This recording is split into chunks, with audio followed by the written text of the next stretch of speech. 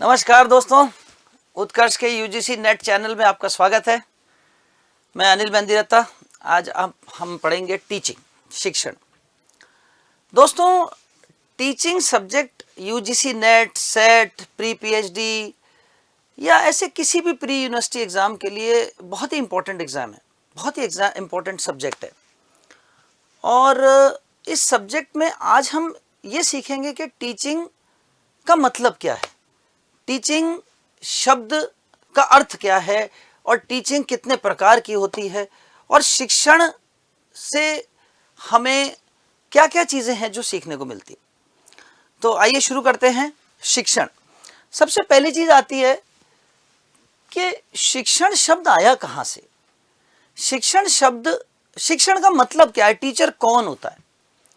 शिक्षण शब्द आया है शिक्षा देने से और शिक्षा शब्द आया है शिक्ष धातु से। अब शिक्ष धातु की जब बात करते हैं तो इसका जो मूल संस्कृत का शब्द है, धातु है, वो है शिक्ष। शिक्ष मतलब सीख देना और शिक्ष धातु से बना शिक्षा, और शिक्षा यानी सीख देना और शिक्षा प्रदान करना यानी शिक्षण। तो टीचिंग, वैसे टीचिंग एक बहुत नोबल और बहुत बड़ा कार्य है। एक टीचर को कैसा होना चाहिए और एक टीचर को क्लास में बच्चों को क्या सिखाना है, क्या पढ़ाना है। टीचिंग का मतलब पढ़ाना नहीं होता। एक तो ये सबसे पहली चीज़ है, सबसे बड़ा कन्फ्यूजन कि टीचिंग का मतलब क्या है।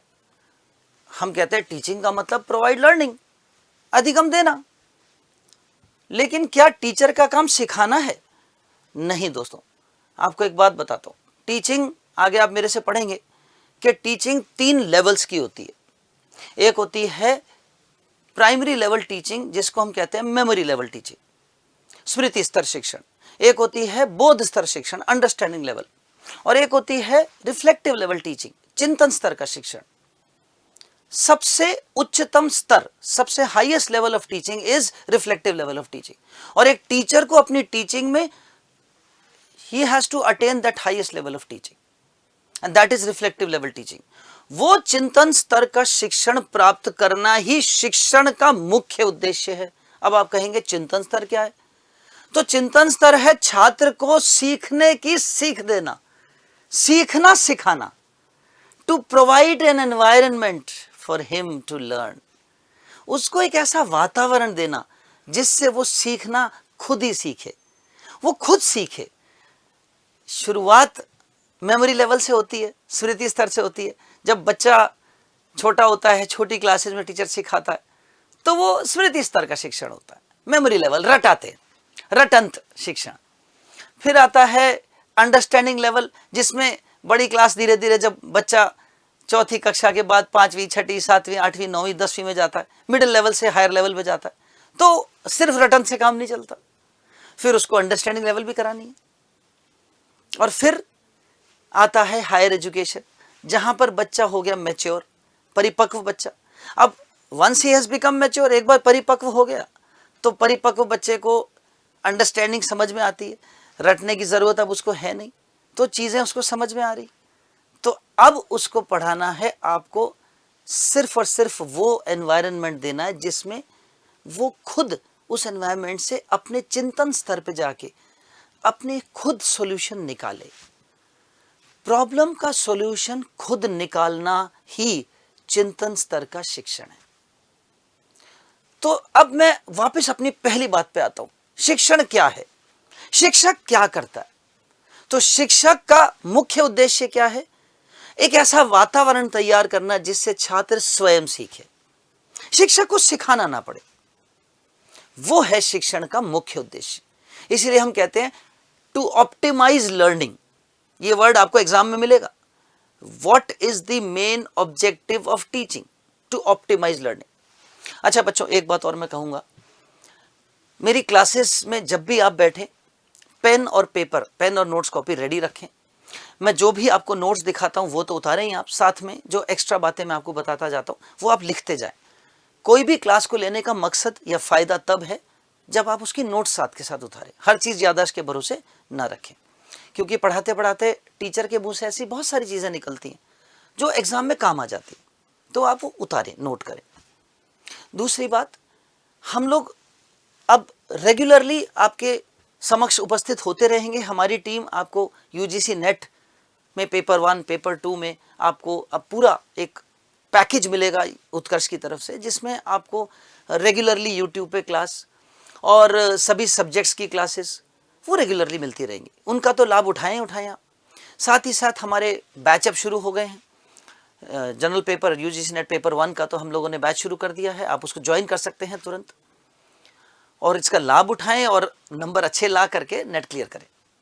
पेपर 1 में 80% क्रॉस उत्कर्ष में पढ़ने से आपको डेफिनेटली होगा, ये मैं आपको प्रॉमिस करता हूं और इस प्रॉमिस को निभाया है उत्कर्ष ने हमेशा और फिर निभाएंगे। दूसरी बात, ये जो हम आज क्लास स्टार्ट कर रहे हैं, टीचिंग की हमने आज क्लास ली, इसकी बहुत सारे टॉपिक्स और क्वेश्चंस हम साथ साथ करेंगे, तो आप पेन रेडी रखिएगा, जब भी कोई नई चीज सीखें तुरंत उतारें। हम लोग टॉपिक पढ़ते जाएंगे, उसके साथ साथ पिछले सालों के एग्जाम्स में उस टॉपिक पर क्या क्वेश्चन आए हैं वो मैं आपको साथ के साथ कराऊंगा। मैं आज भी क्वेश्चंस लाया हूं आपके लिए, तो वो क्वेश्चंस भी करेंगे। तो चलिए शुरू करते हैं फिर टॉपिक को। तो मैं बात कर रहा था आपसे कि शिक्षण क्या है ना। तो ये तो हमने बात करी कि शिक्ष धातु से इसकी उत्पत्ति हुई और इसीलिए इसका अर्थ है सीख देना। अब शिक्षण जब बात दिमाग में आती है, शिक्षण शब्द जब दिमाग में आता है तो सीधा दिमाग में आता है क्लासरूम, सीधा दिमाग में आता है टीचर, आता है ना। शिक्षण, टीचिंग जैसे दिमाग में आती है क्या आता है? School, college, university. नहीं भाई, टीचिंग सिर्फ स्कूल कॉलेज में ही नहीं होती, टीचर ही नहीं देता। अब आपके मन में आ रहा होगा यार ये अनिल सर क्या नई बात बोल रहे हैं, टीचर सिर्फ टीचिंग सिर्फ टीचर नहीं देता, फिर और कौन देता? दोस्तों, टीचिंग आपको बहुत सारी चीजों से मिलती है, सिर्फ क्लासरूम में ही टीचिंग नहीं होती। क्लासरूम की टीचिंग तो फॉर्मल टीचिंग है। बच्चा मां के पेट से जब गर्भ में पैदा होता है ना, जब गर्भ में बच्चा होता है तब से टीचिंग शुरू हो जाती है उसकी। पहला टीचर माँ होती है और माँ के साथ वो चाचा ताऊ होते हैं, पापा होते हैं, जो माँ के पेट पे हाथ रख के बोलते हैं अरे पड़ी लात पड़ी, मारा मारा लात मारा। अब वो बच्चा सुन रहा है लात मारा और अंग्रेज बोलेगा किक ठीक। आप कैसे, कई बार कहते हैं लोग यार ये अंग्रेज का बच्चा पैदा होते अंग्रेजी कैसे बोल रहा है, हिंदुस्तानी बच्चा पैदा होते हिंदुस्तानी कैसे बोल रहा है, मारवाड़ी बच्चा मारवाड़ी कैसे बोल रहा है। भाई सीखना शुरू कर दिया पेट में ही। एक कहावत सुनी होगी आपने, from womb to tomb, learning happens from womb to tomb, गर्भ से कब्र तक अधिगम लगातार चलता है। लर्निंग जिंदगी भर चलती। हम लोग भी कई बार अपनी क्लास में बच्चों को कहते हैं कि बच्चों तुम लोग ही हमसे नहीं सीखते हो, हम लोग भी तुमसे बहुत कुछ सीखते। तो कई बार बच्चे कहते हैं गुरुजी आपकी सीखने की उम्र है क्या? एक तो ये उम्र आड़े आ जाती। तो मैं बच्चों को कहता हूं भाई हम ज्यादा सीखते हैं और सीखना कभी खत्म नहीं होता, सीखना चलता रहता है, जिंदगी भर चलता रहता है। गर्भ से लेकर के इस उम्र तक आ गए, फिर आगे बुढ़ापा और फिर कब्र, वूम्ब टू टूम्ब चलता रहेगा। तो अब मेरी बात से क्या समझे कि सिर्फ टीचिंग फॉर्मल टीचिंग नहीं है, सिर्फ क्लासरूम टीचिंग नहीं है, तो फिर क्या है? गर्भ में सीखा, मम्मी पापा से सीखा, चाचा ताऊ से सीखा, आंटी से सीखा, अंकल से सीखा, पड़ोसी से सीखा, कुत्ते से सीखा, प्रकृति से सीखा, खुद से सीखा। अब खुद से कैसे सीखते हैं? चिंतन करते हो, मनन करते हो, इंट्रोस्पेक्शन। कई बार ऐसा होता है ना, जैसे आज कोई ले लीजिए, आज सुबह क्लास से पहले पत्नी से झगड़ा हो गया। अब पता ही है आपको, जब झगड़ा हो जाता है तो फिर दिमाग में तो टेंशन। अब क्लास में तो टीचर बेचारा पढ़ा रहा है और टेंशन क्या है, शाम को पत्नी से झगड़ा हो गया, खाना कौन खिलाएगा, है कि नहीं? अब चिंतन चल रहा है साहब, ये भी शिक्षण हो रहा है, अधिगम हो रहा है साहब। सीखा, आज सीखा कि दोस्त पत्नी से झगड़ा मत कर, खाना नहीं मिलेगा रात को। तो कुछ ना कुछ तो सीखने को मिलता है कि नहीं? तो शिक्षण सिर्फ क्लासरूम में नहीं होता, शिक्षण प्रकृति से भी होता है, दोस्तों से भी होता है, माँ बाप से भी होता है, बड़े बुजुर्गों से भी होता है ना, पड़ोसी से भी होता है, समाज से भी होता है, खुद से भी होता है। ऐसे शिक्षण को क्या कहते हैं? है तो शिक्षण ये भी, तो कहते क्या है इस शिक्षण को? ऐसे शिक्षण को दोस्तों कहते हैं व्यापक शिक्षण। एक छोटा शब्द सुना होगा आपने, इनफॉर्मल टीचिंग, अनौपचारिक शिक्षण। ज्यादातर मैं बच्चों को पूछता हूं ना ऐसे शिक्षण को क्या कहते हैं, तो बच्चे कहते हैं सर अनौपचारिक शिक्षण। अरे दोस्त, अनौपचारिक शिक्षण इसका एक हिस्सा है। इस शिक्षण को कहते हैं व्यापक शिक्षण। यह व्यापक शिक्षण है जो आपके जन्म से शुरू होकर के और आपके मरण तक रहेगा। रास्ते में वो भी आएगा जो मैं सिखाने वाला हूं, क्लासरूम टीचिंग, फॉर्मल टीचिंग, वो क्लासरूम टीचिंग। तो शिक्षण को दो हिस्सों में बांट देते हैं दोस्तों आज, एक व्यापक शिक्षण और एक सूक्ष्म शिक्षण, ब्रॉड टीचिंग और नैरो टीचिंग। तो ब्रॉड टीचिंग साथ साथ नोट्स उतारते चलना, बोर्ड पे नोट्स भी लिखे हुए है ना, मैं नोट्स के अलावा कुछ एक्स्ट्रा चीजें सिखा रहा हूं, खाली वो नोट्स में लिखना, पत्नी वाली बातें मत लिखना मेरी नोट्स में। पता चला नोट्स में ये भी लिख दिया आज गुरुजी का अपनी पत्नी से झगड़ा हुआ था, है ये मत लिख देना। तो लिखना वही जो नोट्स है, ध्यान रखना इस बात का। तो दोस्तों दो हिस्सों में बांट दिया, एक तो हो गया आपका ब्रॉड शिक्षण और एक नैरो शिक्षण, संकुचित शिक्षण और व्यापक शिक्षण। और मैं सारा समझा दिया आपको कि ब्रॉड शिक्षण क्या है, इनफॉर्मल टीचिंग, जनरल टीचिंग, अनौपचारिक शिक्षण, नेचुरल टीचिंग, प्रकृति से सीखना, मित्रों से सीखना, और संकुचित शिक्षण ये है वो आपकी जो टीचिंग सुनते ही दिमाग में आता है, क्लासरूम टीचिंग। जो सुनते ही दिमाग में आता है ना, कि टीचिंग सुनते ही आता है हाँ भाई क्लासरूम टीचिंग, ये है वो। अब आपके जो सिलेबस है ये मत सोचना कि सिर्फ सिलेबस में यही है, ये भी सिलेबस का हिस्सा है। और आगे आप मेरे से सीखोगे इनफॉर्मल, फॉर्मल के अलावा एक और चीज भी होती है, इनका एक तीसरा भाई भी है, नॉन फॉर्मल। अभी इसमें नहीं लिखा मैंने, आगे आएगा वो। बहुत सारी चीजें सिखाने वाला हूं दोस्तों समय के साथ। आने वाले दिनों में मेरी क्लासरूम में आपको बहुत सारी चीजें सीखने को मिलेगी। पूरी कोशिश करूंगा आपको ज्ञान की उस नदी में गोता लगवाऊं, और पूरी कोशिश करूंगा आपको ऐसी चीजें सिखा दूं और इतना परिपक्व बना दूं कि आप जनरल पेपर में 80% क्रॉस कर जाएं। तो दोस्तों हम बात कर रहे थे फॉर्मल, इनफॉर्मल, नॉन फॉर्मल, आगे सीखेंगे।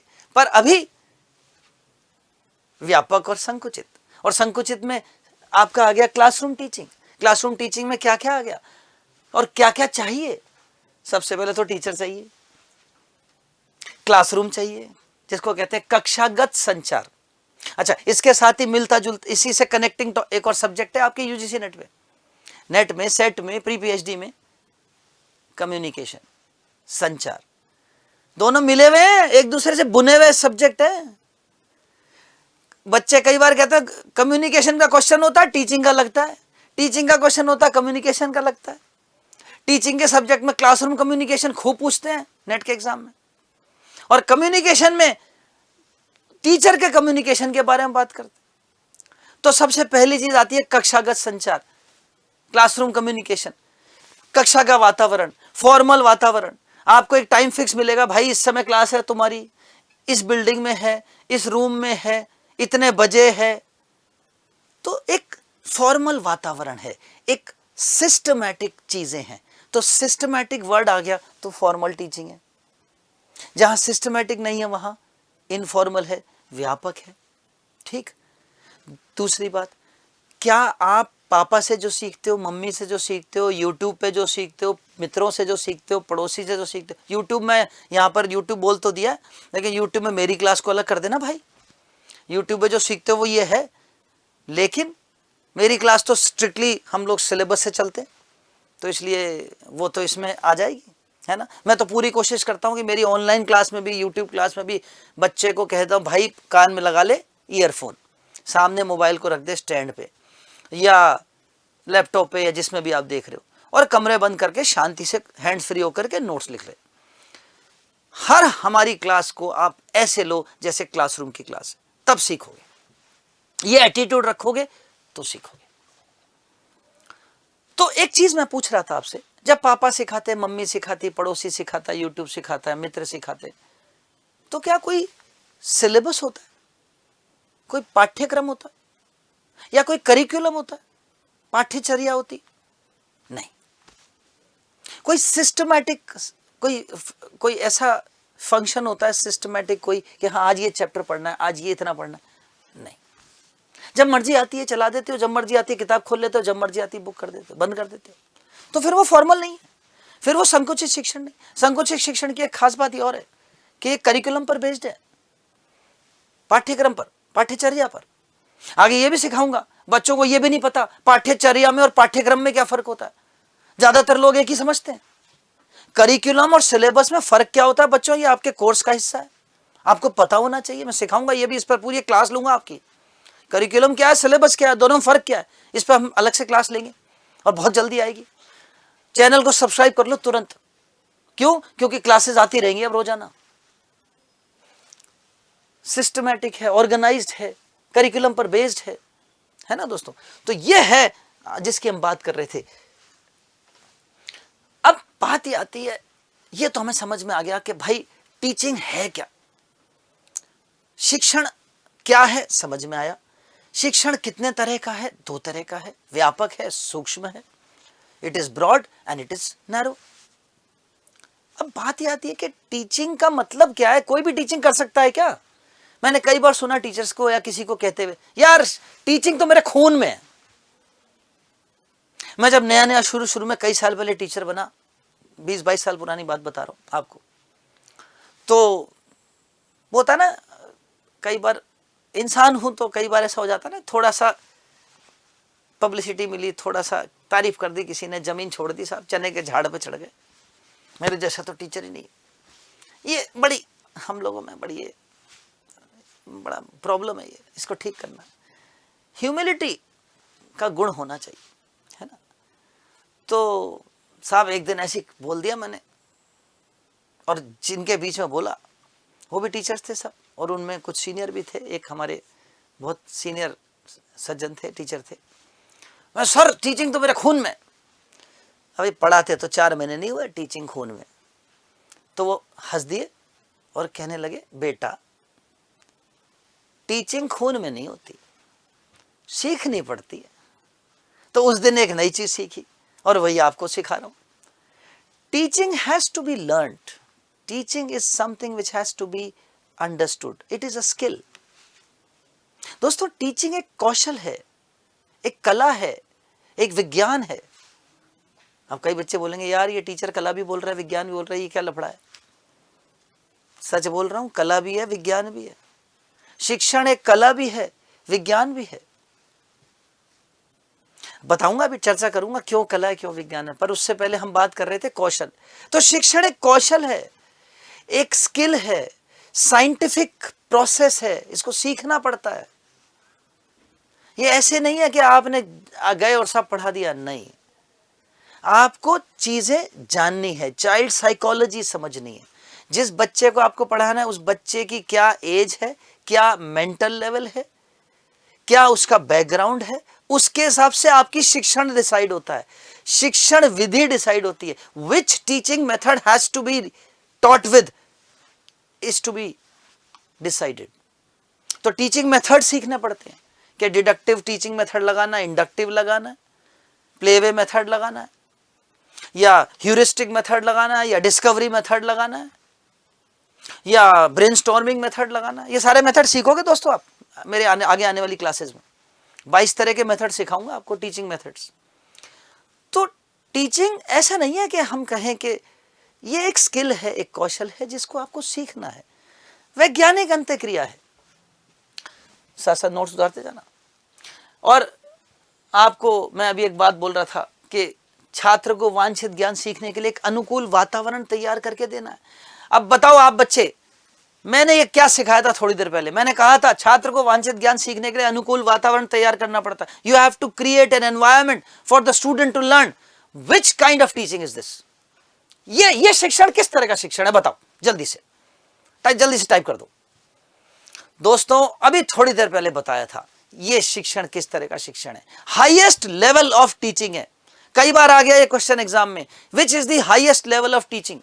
शिक्षण का उच्चतम स्तर क्या है? मैंने अभी थोड़ी देर पहले बताया था, जल्दी जल्दी टाइप कर दो, बता दो मुझे। और उसका उद्देश्य ये लिखा हुआ है,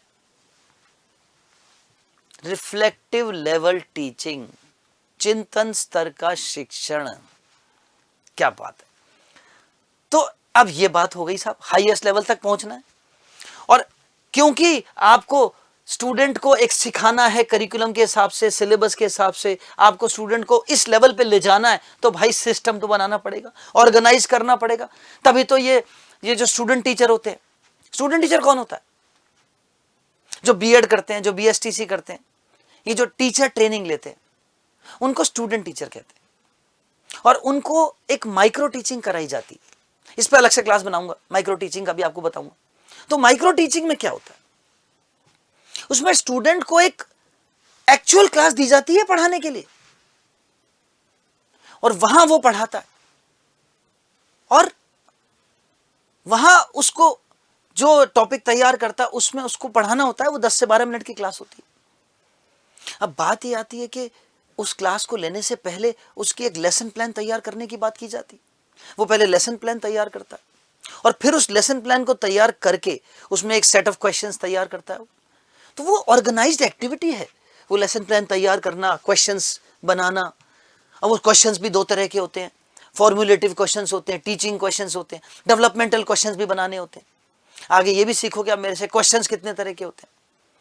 टीचिंग सब्जेक्ट में रिसर्च का, कम्युनिकेशन का, लॉजिकल रीजनिंग का, ये पांचों सब्जेक्ट, चारों सब्जेक्ट बुने हुए दोस्तों। आपको ये आपस में एक दूसरे के अंदर गुथे हुए सब्जेक्ट है, और एक चीज को सीखने से 4 जगह काम आएगी, है ना।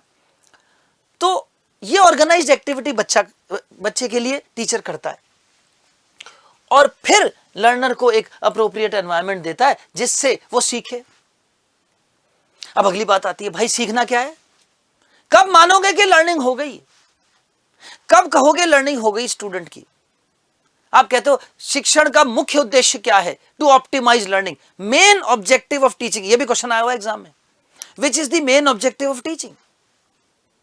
टू ऑप्टिमाइज लर्निंग, शिक्षण का मुख्य उद्देश्य क्या है? अधिगम की अधिकता, ये शिक्षण का मुख्य उद्देश्य है। तो इस अधिगम की अधिकता के लिए कब मानोगे अधिगम हो गया? अब लर्निंग एक पूरा अलग टॉपिक है आपके कोर्स में, टीचिंग एंड लर्निंग। लर्निंग अलग एक पूरा सब्जेक्ट की तरह से, उस पर भी क्लासेस बनेंगे। तो बात यह है कि लर्निंग कब मानोगे हो गई? तो सुनिए, लर्निंग की डेफिनेशन सुनिए सब बच्चे। चेंज इन बिहेवियर, व्यवहार में परिवर्तन, and this change should be permanent, यह परिवर्तन स्थायी होना चाहिए। स्थायी होना चाहिए दोस्तों। स्थायी परिवर्तन को ही चेंज मानेंगे, स्थायी परिवर्तन को ही लर्निंग मानेंगे। और देसी भाषा में समझाऊं, ये तो चलो किताबी भाषाएं हो गई, टेक्निकल भाषा हो। आप खुद बताओ, कोई आदमी, कोई बच्चा जब ज्ञान ले लेता है, उसके व्यवहार में परिवर्तन आ जाता है नहीं आ जाता?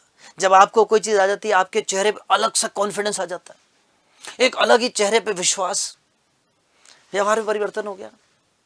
और विश्वास डगमगाता थोड़ी रहता है बार बार। अगर विश्वास डगमगा रहा है मतलब लर्निंग अधूरी है। ऐसा बहुत बार होता है कि कोई चीज सीखी लेकिन मजेदार नहीं सीखी, पूरी नहीं सीखी, तो करते करते भी कॉन्फिडेंस नहीं आता। यार रुक जा यार, देख लूं यार, अरे यार ठीक कर रहा हूं ना। इसका मतलब व्यवहार में परिवर्तन स्थायी नहीं है। तो यह है लर्निंग की बात। तो लर्निंग कब मानेंगे? जब अधिगम प्राप्त करने में सहायता प्रदान करोगे तो छात्र में क्या होना चाहिए? स्थायी परिवर्तन होना चाहिए। तो ये अभी मैंने बताया आपको, देखो ये लिखा हुआ, to optimize learning is the main objective. तो ये मेन ऑब्जेक्टिव है, अधिगम की अधिकता। और शिक्षक क्या करता है? शिक्षक ज्ञान से, अनुभव से, वैज्ञानिक सिद्धांतों से, सिस्टम से, टीचिंग मेथड से, अलग अलग शिक्षण सहायक सामग्रियों से, यहां तो मैंने सिर्फ 3 वर्ड लिखे, सच तो यह है कि बहुत सारी चीजें यूज करता है शिक्षक। तो टीचिंग एड्स यूज करता है। आजकल तो आईसीटी और बहुत बढ़िया, हमारे इस दुनिया में, हमारी टीचिंग की भी दुनिया में, एजुकेशन में आईसीटी बहुत बढ़िया चीज आ गई। आईसीटी बेस्ड टीचिंग हो गई पूरी। ये भी आप आईसीटी बेस्ड टीचिंग ही ले रहे हो, घर बैठे मजे से अनिल सर को सुन रहे हो। बैठे बैठे जब मर्जी आए, अनिल सर को स्टॉप किया, चाय पीने की इच्छा करी, अनिल सर 2 मिनट स्टॉप हो जाओ, ला मैं चाय पी के आता हूं। तो ये सुविधा ही तो है। गांव में बैठे साहब, और गांव में बैठे बैठे रात को 9 बजे इच्छा हुई पढ़ने की कि चलो यार टीचिंग पढ़ते हैं, सर की क्लास लेते हैं। उत्कर्ष चैनल खोला, अनिल सर की क्लास में गए, लाओ जी टीचिंग कर रहे, लाओ जी कम्युनिकेशन सुन रहे। तो ये सुविधा ही तो है। तो ये टेक्नोलॉजी टीचिंग एड है, बहुत बड़ा टीचिंग एड हो गया आजकल। अब इस पर भी क्वेश्चन आते हैं, आईसीटी बेस्ड टीचिंग अलग से टॉपिक है। तो टीचिंग एड्स का यूज करना, एक सिस्टम का यूज करना, टीचर की अपने एक्सपीरियंस, अपने ज्ञान का यूज करना, नॉलेज का यूज करना, अनुभव का यूज करना, वैज्ञानिक सिद्धांतों का यूज करना, तरह तरह के टीचिंग मेथड्स, अलग अलग नई नई शिक्षण विधियां, नवोन्मेषी शिक्षण विधियां यूज करनी, न्यू इनोवेटिव आइडियाज यूज करने। जैसे आपके लॉ में होता है मूट कोर्ट, एक बहुत बढ़िया एक्टिविटी है साहब मूट कोर्ट लॉ के लिए। लॉ के बच्चे भी हमारे यहाँ नेट बहुत देते हैं और बहुत अच्छा भी रहता है। लॉ से नेट करना बहुत बढ़िया भी है। क्यों? क्योंकि लॉ में नेट वालों की वैल्यू बहुत ज़्यादा हो गई, क्योंकि ज़्यादातर लॉ वाले जो हैं वो चले जाते हैं वकालत में। नेट से वैल्यू ज़्यादा है, डिमांड खूब है। तो लॉ में क्या होता है? मूट कोर्ट होता है। मूट कोर्ट क्या है साहब?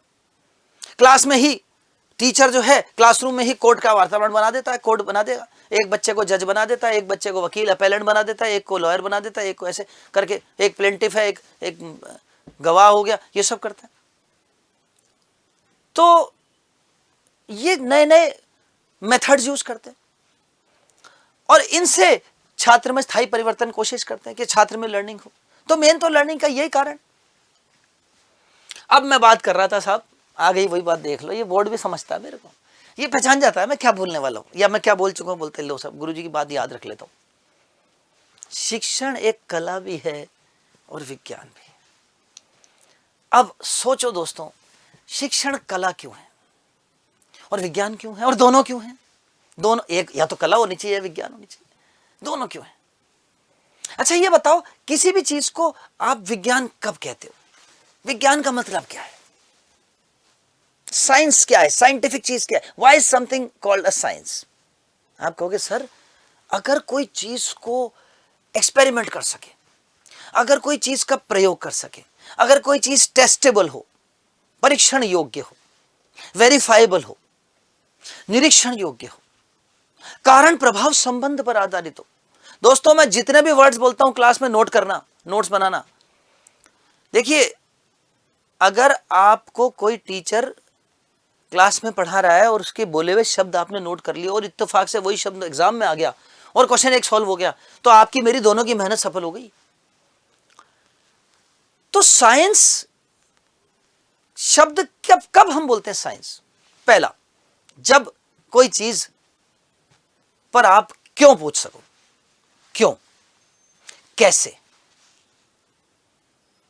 तो क्यों और कैसे सवाल कर सको। How, what, why. I want to test it, मैं एक्सपेरिमेंट करूंगा, मैं टेस्ट करूंगा, मैं वेरीफाई करूंगा, मैं निरीक्षण करूंगा, मैं प्रयोग करूंगा, तब साइंस है। अब मुझे कोई सामने वाली सुंदर दिख रही है, इस पे तो कोई प्रयोग आप नहीं कर सकते। सुंदर दिख रही है साहब, दिख रही है, ये तो कोई साइंस नहीं है। तो फिर ये कला है, उसकी नहीं, मेरी। मेरी क्यों? क्योंकि मुझे सुंदर दिख रही, हो सकता है आपको नहीं दिख रही हो, तो ये कला है। कला में आती है कलात्मकता, क्रिएटिविटी। लेकिन विज्ञान प्रयोग और क्यों पर है। कोई चीज आपको अच्छी लगती है, उसके पीछे क्यों नहीं है, उसके पीछे प्रयोग नहीं है। लेकिन कोई चीज लंबी क्यों है, नाटी क्यों है, मोटी क्यों है, भारी क्यों है, कोई चीज ऊंचाई पे क्यों स्थित है, कोई चीज रोशनी क्यों दे रही है, ये साइंस के ऊपर आप क्यों पूछ सकते हो। तो कोई भी चीज साइंस क्यों है। अब बात आती है टीचिंग साइंस क्यों है। तो क्या टीचर को कोई चीज आप सिखा रहे हैं, बच्चे को सिखा रहे हैं, तो क्या उसको आप चेक कर सकते हैं, वेरीफाई कर सकते हैं, एक्सपेरिमेंट कर सकते हैं? हाँ। क्या कारण प्रभाव संबंध पर आधारित है शिक्षण? हाँ। Anything which is based on cause and effect relation. अब कॉज एंड इफेक्ट की मजेदार बात पे याद आ गया क्वेश्चन। एक बार एक क्वेश्चन आया नेट में, इफ टीचिंग, एक बार क्या, तो 2-3 बार आ गया, teaching, if teaching has happened, learning will happen. Teaching implies learning, शिक्षण हुआ है तो अधिगम होगा। कॉज एंड इफेक्ट, कारण प्रभाव की बात कर रहे थे हम भाई साहब। अब बताइए, इसका जवाब दीजिए। कुछ लोग कहेंगे साहब कई बच्चे सोते भी तो रहते क्लास में, उनको काई की लर्निंग होगी, टीचर तो बेचारा पढ़ा रहा, टीचिंग तो हुई है, लर्निंग काई की हुई। तो दोस्तों इसका जवाब हमेशा देना yes, if teaching has happened learning will happen. शिक्षण हुआ है तो अधिगम होगा, बिना इसके गाड़ी नहीं चलेगी। शिक्षण हुआ है और अधिगम नहीं हुआ हो, ऐसा नहीं हो सकता। शिक्षण हुआ है तो अधिगम होगा, if teaching has happened learning will happen. तो 3 बार आगे क्वेश्चन बच्चों अब फिर आए तो टिक करना, yes this statement is true. तो अब मैं बात कर रहा था भाई साइंस क्यों बोलते हो, विज्ञान क्यों बोलते हो। पहली चीज, जब एक टीचर पढ़ाता है तो क्या वो कोई चीज को सिखाता है तो उसको सिस्टमैटिकली करिकुलम पर आधारित सिखाता है? हाँ। क्या ये ज्ञान एक व्यवस्थित ज्ञान है? हाँ। क्या टीचर जो सिखाता है बालक को वो अधिगम होता है, वो ज्ञान उसके दिमाग में एक व्यवस्थित रूप में सेट होता है? हाँ। तो भाई साहब पहली चीज आ गई, सिस्टमैटिक है, व्यवस्थित है, ऑर्गेनाइज्ड है, साइंस है। क्या कारण प्रभाव संबंध पर आधारित है? हाँ, तो है भाई साहब, टीचिंग में भी है। क्या निरीक्षण परीक्षण पर आधारित है, टेस्टिंग एंड वेरीफाइबिलिटी पर आधारित है, एक्सपेरिमेंट पर आधारित है? हाँ, तो भाई साइंस है। तो टीचिंग व्यवस्थित ज्ञान का समूह है, it is an organized set of knowledge, experience पर बेस्ड है, टेस्टिंग पर बेस्ड है, चेकिंग पर बेस्ड है, कॉज एंड इफेक्ट पर बेस्ड है ना, ऑर्गेनाइज्ड नॉलेज पर बेस्ड है, ऑब्जेक्टिव है। ऑब्जेक्टिविटी पर भी चर्चा करेंगे हम बहुत सारे बार, रिसर्च में चर्चा करेंगे, टीचिंग में करेंगे, लॉजिकल रीजनिंग में करेंगे। अब बहुत सारे शब्दों से दोस्ती कराऊंगा भाई आपकी आने वाले समय में। तो ये तो बात हो गई साइंस की, कि साइंस है टीचिंग। टीचिंग साइंस क्यों है? अब आती है बात आपके दिमाग में, टीचिंग कला क्यों है? Why is it an art? एक बात बताओ, एक टीचर पढ़ाता है तो उसकी क्लास में सारे बच्चे एक जैसे होते हैं क्या? नहीं। कुछ ऐसे भी तो होते हैं जो कोई चीज को सुनते तो फटाक से पकड़ लेते हैं, एब्जॉर्प्शन पावर बहुत तेज होती है। कुछ होते हैं बेचारे जो स्लो लर्नर्स होते हैं, धीरे धीरे सुनते, धीरे धीरे सीखते हैं। कुछ होते हैं जिनको बहुत समय लगता है। कुछ होते हैं जिन्होंने टॉपिक पहले पढ़ रखा होता है, और कुछ होते हैं जिन्होंने कभी नहीं पढ़ा होता। कुछ होते हैं जो इस टॉपिक से डरे हुए होते हैं, कुछ होते हैं जो इस टॉपिक पर कॉन्फिडेंट होते हैं। मैं कई बार ऐसे, अब रिसर्च एक ऐसा सब्जेक्ट है जो ज्यादातर बच्चे पहली बार पढ़ते हैं, तो कई बार ऐसा होता है हमारी ऑफलाइन क्लास में रिसर्च से टॉपिक शुरू हुआ तो बच्चा कहता है गुरुजी धीरे धीरे पढ़ाना, पहली बार पढ़ रहा हूँ। डर है, मन में डर है, रिसर्च पता नहीं क्या है, लेकिन धीरे धीरे धीरे धीरे उनको मैं अपने ताल में ताल मिलाता हूँ। अब ये कला ही है भाई साहब, कलात्मकता दिखानी पड़ती है कि यार एक बच्चा है जो स्लो लर्नर है, एक बच्चा है जो फास्ट लर्नर है, दोनों को एक साथ बिठाना है, एक ही साथ पढ़ाना है, एक ही विधि से पढ़ाना है, एक ही टॉपिक पढ़ाना है। ऐसा थोड़ी कि तू अलग पढ़ ले, तू अलग पढ़ ले। तो ये है कला। शिक्षण करते समय विभिन्न विविधताओं को समावेश करते हुए the teacher has to inculcate individual differences, and taking care of those individual differences, the teacher has to teach that particular topic to the whole class, and the class is of varied differences, of different educational backgrounds. तरह तरह के विविधताओं वाले बच्चे हैं, तरह तरह के शैक्षणिक परिवेश के बच्चे हैं, सांस्कृतिक परिवेश अलग अलग है। कोई बच्चा बेचारा हिंदी मीडियम से, आज हमारी क्लास में भी आप सामने बैठे बहुत सारे बच्चे सुन रहे हैं, तो कुछ हिंदी मीडियम के बच्चे हैं, कुछ अंग्रेजी माध्यम के बच्चे। तो देखिए मैंने थोड़ी सी कलात्मकता दिखाई, मैंने कहा अंग्रेजी वालों को काले से कर देता हूँ, हिंदी वालों को लाल रंग से लिख देता हूँ। थोड़ी सी कलात्मकता, रंगों की, जरा जिंदगी में भी ब्लैक एंड व्हाइट क्यों हो, रंग अच्छे होते हैं। तो मैंने थोड़ा थोड़ा कोशिश करी कि अच्छे अच्छे रंग डालूं, और इस अच्छे अच्छे रंग डालने में हमारी उत्कर्ष की टीम, बहुत ही बढ़िया टीम जो हमारा सहायता भी करती है। हमारे ऑपरेटर्स का बहुत बहुत कोटि कोटि धन्यवाद है कि वो इतना सुंदर बना देते हैं इसको आपके लिए। हम सब लगे हुए आपके लिए, ताकि आपके अंदर, आपकी पढ़ाई के अंदर ज्यादा से ज्यादा कलात्मकता डालें, ज्यादा से ज्यादा क्रिएटिविटी डालें। तो एक क्रिएटिविटी तो भाई साहब आपको ही दिख रही है। दूसरी क्रिएटिविटी, पढ़ाते समय ध्यान रखना पड़ता है टीचर, दादा धीरे वाले भी बैठे, तेज वाले भी बैठे। जो तेज वाला कहेगा गुरुजी फटाफट ज्ञान बांटे जाओ, जो धीरे वाला है वो कहेगा गुरुजी थोड़ा सा इसको एक बार और समझा दो। अब गुरुजी को बार बार थोड़ी बोलेगा कोई, अब टीचर को ही has to take care of it. Teacher को ध्यान रखना ये बात का कि मेरे सामने मेरे दो बच्चे हैं, जैसे कहते हैं ना, एक बार मेरे एक बच्चे ने कहा, बच्चे ने किसी और ने कहा आपको अपनी कौन सी आंख प्यारी, ले भाई किसी से पूछो तेरे को तेरी कौन सी आंख प्यारी, कोई ऐसा होता है क्या? किसी बाप को बोलो कौन सा बच्चा प्यारा है, हाँ हमें तो सारे बच्चे प्यारे हैं। और बच्चे तरह तरह के बैकग्राउंड के होते हैं, जरूर थोड़ी सारे बच्चे एक जैसा। ये भी सीखोगे आप टीचिंग में, साइकोलॉजी पूरी सीखनी है आपको मेरे से, चाइल्ड साइकोलॉजी पूरी पढ़ोगे आप मेरे से।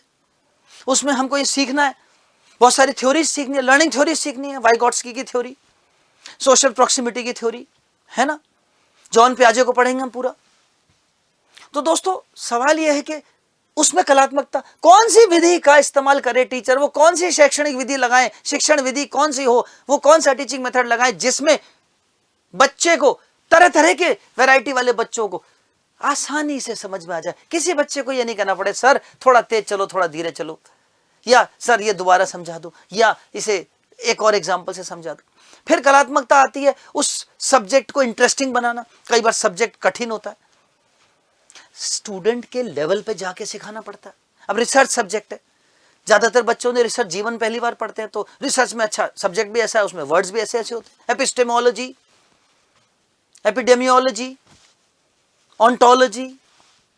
तो अब ये सब समझाना पड़ता है बच्चे को, शब्द भी ऐसे ऐसे। अभी लॉजिकल रीजनिंग आपको पढ़ाऊंगा मैं, उसमें सब शब्द ऐसे ऐसे आएंगे, धुरंधर धुरंधर है। तो फिर अब उस समय उस बच्चे के लेवल पे जाके समझाना पड़ेगा भाई, ऐसा ऐसा कुछ कलात्मकता दिखानी पड़ेगी, क्रिएटिविटी लानी पड़ेगी कि उसको आसान कैसे बनाए, विषय को आसान बना के देना पड़ेगा। इससे फर्क नहीं पड़ता कि टीचर के पास कितनी नॉलेज है, उसके पास कितनी डिग्रीज है, क्या वो उस बालक को उसके मेंटल लेवल पे जाके समझा सकते, वो जरूरी है ना बच्चों। अब लॉजिकल रीजनिंग का सब्जेक्ट चलता है, इंडियन फिलॉसफी आप पढ़ेंगे मेरे से, भारतीय दर्शन। अब उस दर्शन में प्रमाण पढ़ेंगे हम, 6 प्रमाण होते हैं, और फिर प्रमाणों में बहुत सारे उसके पार्ट्स होते हैं। उन पार्ट्स में एक हेतु पार्ट है, हेतु का फिर आप उसकी फैलेसी पढ़ेंगे, हेत्वाभास। अब संस्कृत शब्द है साहब, अब अगर हेत्वाभास बोल दिया तो आप कहोगे यार ये क्या भला है, लेकिन मुझे आपको बताना पड़ेगा भाई हेत्वाभास नहीं दादा, हेतु का आभास है। इसको टुकड़े कर देते हैं ना, हेतु का आभास, हेतु दिख रहा, आभास हो रहा है लेकिन है नहीं। तो अब ये छोटी छोटी चीजें कलात्मकता दिखाएगी। इसीलिए शिक्षण कला है, it is an art, because the teacher has to take care of different level students, the teacher has to use his creativity to make this subject easy, है कि नहीं दोस्तों। एक परसेप्शन बनाना, एक दृष्टिकोण स्थापित करना, क्योंकि हमें स्टूडेंट को सिर्फ उस सब्जेक्ट में पारंगत नहीं करना, हमें सिर्फ उस एग्जाम में उसको पास नहीं कराना, हमें उसका कैरेक्टर बनाना। अभी हम आगे जाकर के पढ़ेंगे, कैरेक्टर बनाने की बात पे याद आया, आपके इस टीचिंग में लेवल्स ऑफ टीचिंग आप सीखेंगे मेरे से, और आप मेरे से सीखेंगे कि शिक्षण के जो स्तर हैं वो memory level, reflective level, understanding level, ये लेवल्स ऑफ टीचिंग होते हैं। और इसमें भी डोमेन्स हैं, है ना। क्या डोमेन्स हैं? वो डोमेन्स हैं, साइकोमोटर डोमेन एक डोमेन होता है जिसमें आपको स्किल शिक्षण देना। एक डोमेन है भावात्मक शिक्षण। भावात्मक शिक्षण मतलब क्या है? जिसमें आपको ज्ञान देना है। और एक होता है कॉग्निटिव डोमेन, जिसमें कॉग्निशन, सिर्फ और सिर्फ नॉलेज प्रोवाइड करनी, इंफॉर्मेशन देनी। तो cognitive domain, affective domain, reflective domain या साइकोमोटर डोमेन, तो ये तीनों डोमेन्स हम पढ़ेंगे। और इसमें हम अलग अलग थ्योरीज पढ़ेंगे, गैगने ने इसमें क्या कहा था, है ना, तो इनके लेवल्स क्या थे। तो वो सारी चीजें आपको एक अनुदेशन, एक प्रोग्राम्ड इंस्ट्रक्शन की तरह से मैं दूंगा, जिसमें नोट्स, सिस्टमैटिक नोट्स मिलेंगे आपको। तो वो नोट्स से आप उस चीजों को आराम से सीख पाएंगे। तो ये अनुदेशनात्मक विविधताओं का मतलब वो है कि अनुदेशनात्मक विविधता मतलब टीचर इंस्ट्रक्शनल वैरायटी देता है। मैं आपको जब नोट्स दूंगा तो उस नोट्स में तरह तरह के शब्दों से आपको उसको समझाया जाएगा, स्टूडेंट को समझाया जाता है। उस अलग अलग शब्दों में अलग अलग उसके विविधताएं, वैरायटी बनाई जाती है, तरह तरह से बताया जाता है डिफरेंट एग्जाम्पल्स के साथ। फिर अनुदेशन मतलब इंस्ट्रक्शंस, हर बच्चे के लेवल पे इंस्ट्रक्शंस होते हैं। कोई बच्चा है जिसके लिए इंस्ट्रक्शंस हमें ऐसे देने हैं कि जो बच्चा जल्दी सीख ले, किसी को धीरे सिखाना, तो इंस्ट्रक्शन की वैरायटी डालनी पड़ती है। इसके लिए चाहिए कलात्मकता, और ये कलात्मकता जो है ये शिक्षण में होती है, इसलिए शिक्षण को कला कहते हैं। तो अब आपके समझ में आ गया शिक्षण विज्ञान क्यों है और कला क्यों। तो दोस्तों आज की इस क्लास में छोटी सी मैंने एक आपको इंट्रोडक्शन दिया। मन तो करता है कि पढ़ाते ही जाएं, आपको मन तो करता है कि इस सब्जेक्ट को आगे भी बढ़ाते जाएं, लेकिन समय की सीमा होती। और मैं कुछ क्वेश्चंस भी लाया हूं आपके लिए। तो आज एक छोटा सा मैंने आपको एक ट्रेलर दिखाया टीचिंग सब्जेक्ट के बारे में, थोड़ा सा स्टार्ट, थोड़ा सा इत्तू सा। ये है बहुत बड़ा, और ये बहुत बड़ा तो आप पूरा सीखेंगे आने वाले दिनों में, क्लास में भी सीखेंगे, यूट्यूब पे भी काफी सारी चीजें सीखेंगे, है ना। मैं कुछ यूजीसी में कुछ क्वेश्चंस आए थे अभी रिसेंटली, पिछले साल, उससे पिछले साल, तो कुछ क्वेश्चंस मैं आपके लिए लेके आया हूं। मैंने कहा चलो कुछ क्वेश्चंस कर लेते हैं। इंग्लिश हिंदी दोनों में है। एक बार मैं इंग्लिश में वाले क्वेश्चन दिखा रहा हूं आपको, फिर हिंदी में दिखा दूंगा।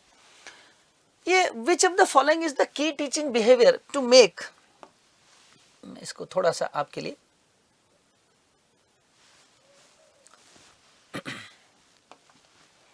Which of the following is the key teaching behavior to make a teacher effective? देखिए आपके टीचिंग के सब्जेक्ट में एक चैप्टर है इफेक्टिव टीचिंग, वो अलग से चैप्टर है, बड़ा चैप्टर है, लेकिन उसको पूरा तो अभी हमने पढ़ा नहीं। लेकिन आज को थोड़ा सा मैंने जो ट्रेलर आपको दिखाया, मैं देखना चाहता हूँ उस ट्रेलर को देख के आपको क्वेश्चन के बारे में थोड़ा सा आइडिया तो लग गया होगा। प्लस नोट्स कॉपी खुली है, पेन रेडी आप सबका, तो मैं कुछ चीजें आपको बताऊंगा, वो नोट कर लेना। वो कहते हैं ना कीवर्ड्स, मैं कुछ ऐसी ट्रिक्स बता दूंगा आपको कि एग्जामिनर क्या करता है, शब्दों से खेलता है। और इस लेवल का एग्जामिनर जो होता है, नेट लेवल का, नेट सेट पीएचडी लेवल के जो एग्जामिनर होता है, जो कॉलेज लेक्चरर लेवल के एग्जाम्स होते हैं, इनमें क्या होता है कि बुक की लैंग्वेज नहीं आती दोस्तों। जो आप ये मत सोचिएगा बुक पढ़ ली तो डायरेक्ट बुक की लैंग्वेज आएगी। एग्जामिनर क्या करता है, उसके अंदर घुसता है और उसके पूरे शब्दों को साथ खेलता है। मैं कई बार मजाक में कहता हूँ क्लास में, एग्जामिनर, नेट का एग्जामिनर तो पेचकस लेके बैठता, ले भाई पेचकस लेके पूरा उधेड़ता। स्टूडेंट देखना चाहता स्टूडेंट ढंग से सीख के आया कि नहीं सीख के आया। या ऐसा तो नहीं है कि क्लास में ढंग से अनिल सर तो पढ़ा रहे थे लेकिन तू सो रहा था, कि चल मैं घर जाके नोट्स रट लूंगा। नोट से खाली से कुछ नहीं हुआ दादा, क्लास में पूरा रहना पड़ेगा, समझना पड़ेगा। तो उन शब्दों से आपको समझना है। तो मैं कुछ शब्द बोलूंगा, आपको नोट कर लेना, कीवर्ड्स हैं। वो वर्ड्स देखते ही आप कहना ये रिजेक्ट है भाई, तू बाहर आ जा, एलिमिनेट। जैसे इफेक्टिव टीचिंग की बात करते हैं, प्रभावी शिक्षण की बात करते हैं, तो एक शब्द मैंने कई बार देखा एग्जाम में, एग्जामिनर यूज कर रहा है, using students ideas and contributions. छात्रों के विचारों का प्रयोग करना। तो दोस्तों ये जहां दिख जाए उसको क्रॉस कर देना, बोला तू तो बाहर आ जा भैया, तू नहीं है। अच्छी टीचिंग, इफेक्टिव टीचिंग में कभी भी टीचर स्टूडेंट्स के आइडियाज और कंट्रीब्यूशन नहीं इस्तेमाल करता, नहीं तो पढ़ा ही नहीं पाएगा। 100 बच्चे क्लास में बैठे, एक बोले गुरुजी आज टीचिंग पढ़ा दो, दूसरा बोले नहीं गुरुजी कम्युनिकेशन पढ़ा दो, तीसरा बोले गुरुजी रिसर्च पढ़ा दो, चौथा बोलेगा लॉजिकल रीजनिंग अच्छी आज मन कर रहा है पढ़ने का, वो पढ़ा दो, पांचवा कहेगा छोड़ो आज कुछ पढ़ाओ मत, कोई स्टोरी सुना दो, मेरे पर छोड़ दो मैं पढ़ा दूंगा, तुम्हारे से मांगे नहीं सजेशन। दूसरी चीज, फालतू content based questions, process based questions पूछना, जहां दिख जाए रॉन्ग कर देना। यानी आप स्टूडेंट से कोई क्वेश्चन पूछ रहे हैं या आप कोई कंटेंट पढ़ा रहे हैं, तो उस पर क्वेश्चन, बताओ मैं ये कहां से लाया, बताओ तुम कहां से लाए। ये कंटेंट पे क्वेश्चंस, प्रोसेस बेस्ड क्वेश्चंस कभी नहीं पूछने चाहिए, इफेक्टिव टीचिंग नहीं होती। नोट करते जाओ।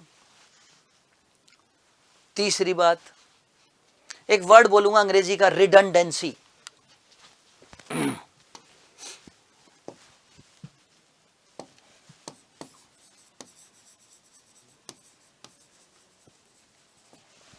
रिडंडेंसी नोट कर लेना इसको, पुनरावृत्ति।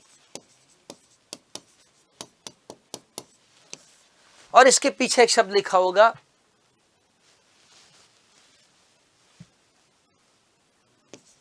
इररेलेवेंट या रिपीटेड। अगर मान लीजिए आवश्यकता नहीं है और कोई चीज को बार बार टीचर रिपीट कर रहा है, कई बार तो जरूरत पड़ती है, कई बार तो हम लोग इस रिडंडेंसी का प्रयोग करते हैं। इस शब्द को थोड़ा सा आपको ध्यान देना है, ये शब्द वैसे टीचिंग में अच्छा होता है, रिडंडेंसी हम लोग जानबूझ के यूज करते हैं। रिडंडेंसी का मतलब बता दूं पहले तो आपको, रिडंडेंसी का मतलब होता है पुनरावृत्ति करना, यानी रिपीट करना, रिवाइज कराना बार बार। कई बार ऐसा होता है हमें पता होता है कोई चीज इंपॉर्टेंट है और बच्चा भूलेगा, तो हम क्लास में 2-3 बार उसको जानबूझ के बोल देते हैं, रिवाइज करा देते हैं। लेकिन अगर इसके पीछे आ जाए इररिलेवेंट रिडंडेंसी या बेवजह पुनरावृत्ति, तो ये इफेक्टिव टीचिंग का हिस्सा नहीं। तो चलिए कुछ आपने वर्ड्स सीखे, और भी मेरे से और वर्ड्स अभी आपको लिखवाऊंगा नोट्स में, पर अभी पहले एक क्वेश्चन कर लेते हैं। तो क्वेश्चन है दोस्तों, which of the following is the key teaching behavior? Teachers comments made for the purpose of organizing upcoming teaching process. मैं आगे क्या पढ़ाने वाला हूं उस पर फालतू का कमेंट करूं? यार मैं तुमको बहुत बढ़िया पढ़ाऊंगा, यार मैं तुम्हारे को थोड़ी देर रुक जाओ मजा कर दूंगा, बहुत ही मस्त क्लास चलेगी आज तो। इस पर फालतू की बातें मत कर भैया, पढ़ा दे। इफेक्टिव टीचिंग नहीं है। Use of content of process question, मैंने अभी आपको बोला, इफेक्टिव टीचिंग नहीं है। Using students ideas and contribution, जरूरत ना है। We don't need your ideas, हमारे पास बहुत है आइडियाज, हम पढ़ा लेंगे। चाहिए क्या? चाहिए एंगेजमेंट। एंगेजमेंट मतलब वो एंगेजमेंट नहीं लड़की से, एंगेजमेंट मतलब चाहिए छात्र की संलिप्तता। छात्र की संलिप्तता चाहिए भाई। स्टूडेंट आपकी क्लास में मंत्रमुग्ध होकर सुने, स्टूडेंट आपकी बहाई हुई ज्ञान की गंगा में बह जाए, गोते लगाए, वो कहे मजा आ गया, स्टूडेंट ये कहे कि सब्जेक्ट बहुत अच्छे से समझ में आ रहा है। स्मूथली ट्रांजिशन चाहिए। Engagement of student in the process of learning, ये है इफेक्टिव टीचिंग का मेन पार्ट। चले आगे, एक और क्वेश्चन हो जाए इसी बात पे। Identify the factors that do not contribute to the effectiveness of teaching from the options given below. अब वही क्वेश्चन है, ये वो पिछले साल उस एक और साल में आया था, ये दूसरे साल में आया। ये एग्जाम के आए हुए क्वेश्चन है, मेरे नहीं है, डायरेक्ट एज इट एग्जाम के क्वेश्चन यूं कहीं लाया हूं मैंने इसमें कोई छेड़छाड़ नहीं करी, ऑप्शंस भी यूं कहीं, है ना। तो बात यह है कि वहां था इफेक्टिवनेस पूछी, यहां पूछा क्या चीज है जो इफेक्टिवनेस के काम नहीं आने वाली। वो क्या चीज है जो आपके शिक्षण को प्रभावी बनाने में कोई योगदान नहीं देगी। तो भाई टीचर कितना अमीर है कितना गरीब है इसका कोई योगदान नहीं है उसके पढ़ाने में। टीचर कितना स्मार्ट है कितना खूबसूरत है, चलो मैं तो स्मार्ट हूं खूबसूरत हूं, लेकिन मान लो नहीं हो कोई, या मैं खूबसूरत हूं तो क्या अच्छा पढ़ा लूंगा क्या, या मेरी खूबसूरती और स्मार्टनेस ही मेरे पढ़ाने में कोई योगदान देगी क्या? नहीं देगी। मैं अच्छे कपड़े पहन के आ जाऊं, सुंदर सुंदर नए नए सूट बूटेड टाई वाई लगा के खुशबू मार मूर के आ जाऊं, खुशबू तो खैर ऑनलाइन में तो आती नहीं, ऑफलाइन में जरूर आती है, तो क्या वो मेरी टीचिंग का कोई योगदान देगी? नहीं देगी भाई। Socio economic background of teacher, teacher की सामाजिक आर्थिक स्थिति का उसके पढ़ाने के योगदान में कोई हिस्सा नहीं है। सामाजिक आर्थिक स्थिति, सोशो इकोनॉमिक बैकग्राउंड का उसकी टीचिंग की इफेक्टिवनेस से कोई लेना देना नहीं है। लो साहब ये तो कैंसिल हो गया, डू नॉट बोल रहा है। अच्छा बढ़िया हो गया काम, ये तो डू नॉट बोल रहा है तो मजा आ गया भाई, फिर तो यही हमारा उत्तर का हिस्सा हो गया। मैं तो ये कह रहा हूं कि ये योगदान नहीं देगी और यही पूछ रहा है कौन योगदान नहीं देगी। Do not contribute to the effectiveness, तो सोशो इकोनॉमिक बैकग्राउंड तक कंट्रीब्यूट नहीं करेगी। Teacher skill in pleasing the student, देखो भाई हमारा काम नहीं है तुमको खुश रखना, बिल्कुल। अगर कोई स्टूडेंट टीचर को लाइक नहीं कर रहा तो कोई बात नहीं, मत कर, क्योंकि टीचर को डांटना भी पड़ता है स्टूडेंट को। It is not the duty of the teacher to please the student.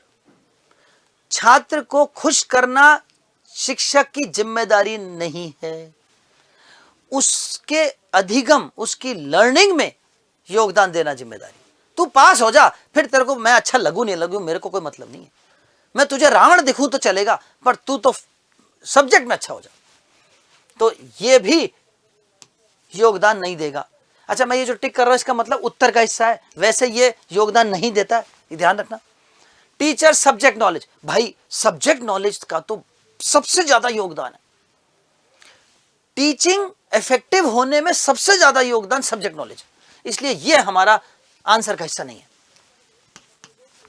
Teachers personal contact with students मत करो, वैसे भी एक टीचर को स्टूडेंट से कांटेक्ट नहीं रखना चाहिए। तो दोस्तों ये 3 हमारे हिस्से हो गए, मैं राइट नहीं करता हूं ताकि आप ये कंफ्यूज ना हो, 1 2 3, तो ए बी और डी, ए बी और डी ये योगदान नहीं देंगे। ऑप्शन नंबर 4 अब मन तो नहीं कर रहा तुम लोगों को छोड़ के जाने का, लेकिन क्या करूं, समय की पाबंदी है, जाना ही पड़ेगा छोड़ के। तो मित्रों आज मुझे इजाज़त दे दो, आज मुझे जाने दो। अगली क्लास में मैं बहुत जल्दी फिर उपस्थित होऊंगा, कल फिर उपस्थित हो जाऊंगा आपके सामने एक नए टॉपिक के साथ। रोज क्लास लीजिए। हाँ, चैनल को सब्सक्राइब कर लोगे तो चिंता नहीं करने की जरूरत नहीं रहेगी, अपने आप जैसी क्लास शेड्यूल होगी आपके पास आ जाएगी, तो तुरंत सब्सक्राइब कर लो। लाइक के लिए मैं बोलूँगा नहीं, आपको अच्छा लगे तो लाइक कर लेना, अच्छा नहीं लगे तो मत करना, ये भी बोल रहा हूँ, ताकि मुझे भी पता रहे कि लाइक आया मतलब आपको अच्छा लगा, तो मेरा उत्साह बढ़ेगा, मैं और मेहनत करूँगा। सब्सक्रिप्शन आप सब्सक्राइब करेंगे तो आपका फायदा है, उसमें तो क्या है, क्लास आ जाएगी आपके पास। उत्कर्ष आपको यूजीसी नेट इस बार जेआरएफ करा के रहेगा, ये हमने ठान लिया। तो जो इस बार उत्कर्ष में एडमिशन लेगा उसको तो जेआरएफ करा के रहेंगे, ये तो हमने, हमारी पूरी टीम ने ठान लिया। तो दोस्तों फिर मिलते हैं, बहुत बहुत धन्यवाद आपका, नमस्कार, गॉड ब्लेस यू।